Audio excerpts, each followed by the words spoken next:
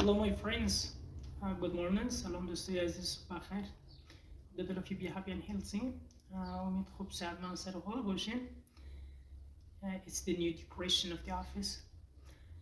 با دو تا فراز ورب جدید خدمت دوستای گرامی و عزیزم.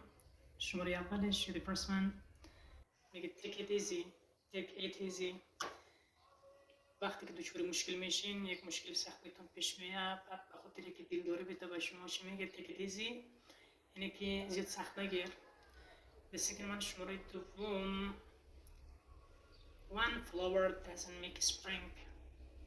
میگه one flower doesn't make spring. با یک گل بهار نمیشه. یا تعبیر اگه بکنیم مثلا با یک نفر هیچ چیزی ساخته نمیشه. باید دست به دست هم بدیم، متحد باشیم، تو یک چیز جدید خلق بکنیم. امید موفق سلامت باشین. Goodbye.